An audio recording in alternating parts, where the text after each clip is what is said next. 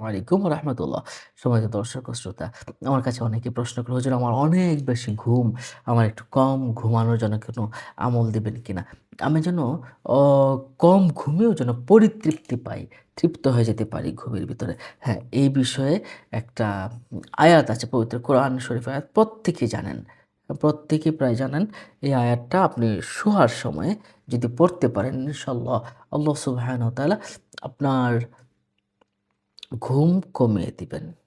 এটা আমার কাছে অনেকেরই চাওয়া ছিল হুজুর আমাকে আমাদেরকে এমন একটা আয়াতের কথা বলুন, এমন একটা আমলের কথা বলুন যে আমলটা করলে আমার ঘুম কম হয়ে যাবে। এটা কিন্তু অনেকেরই প্রবলেম। অনেকেই সারারাত ঘুমানোর পরেও দেখা যায় যে তার ঘুম ভাঙতে চায় না। এমনটা হয়। সারাদিন ঘুমানোর পরেও দেখা যাচ্ছে যে সে ঘুম ভাঙতে চায় না। সেক্ষেত্রে এই আমলটা করবেন। আমলটা আপনি কিভাবে করবেন? অবশ্যই আগে দুরূদ শরীফ পড়ে নিবেন। অবশ্যই দুরূদ শরীফ পড়ে নিবেন। আল্লাহুম্মা সাল্লি আলা সাইয়্যিদিনা মাওলানা মুহাম্মদ সাল্লাল্লাহু আলাইহি ওয়া আলিহি ওয়াসাল্লাম অথবা সাল্লাল্লাহু আলাইহি ওয়া আলিহি ওয়াসাল্লাম এটুকু পড়লে হয়ে যাবে। আপনি যে দুরূদ শরীফ পারেন সেই দুরূদখানাই আপনি কিন্তু পড়ার চেষ্টা করবেন।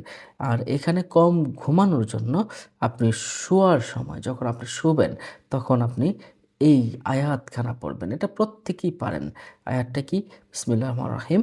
ইন্নাল্লাহা ওয়া মালাইকাতাহু ইউসাল্লুনা আলান নাবী ইয়া আইয়ুহাল্লাযীনা আমানু সাল্লু আলাইহি ওয়া সাল্লিমু তাসলিমা। এটুকু প্রত্যেক মানুষই পারেন। হ্যাঁ, ঘুমানোর সময় আপনি শুধু পড়বেন। পড়ে আপনি ঘুমিয়ে যাবেন। ইনশাআল্লাহ আপনার পরিতৃপ্ত একটা ঘুম হবে ইনশাআল্লাহ। ইন্নাল্লাহা ওয়া মালাইকাতাহু ইউসাল্লুনা আলান নাবী ইয়া আইয়ুহাল্লাযীনা আমানু সাল্লু আলাইহি ওয়া সাল্লিমু তাসলিমা। এভাবে আপনি প্রতিদিন পড়ার চেষ্টা করবেন। ভালো থাকুন, সুস্থ থাকুন। আমাদের পরবর্তী ভিডিও পেতে সাবস্ক্রাইব করে আমাদের সাথে থাকুন। আসসালামু আলাইকুম ওয়া রাহমাতুল্লাহি ওয়া বারাকাতুহু।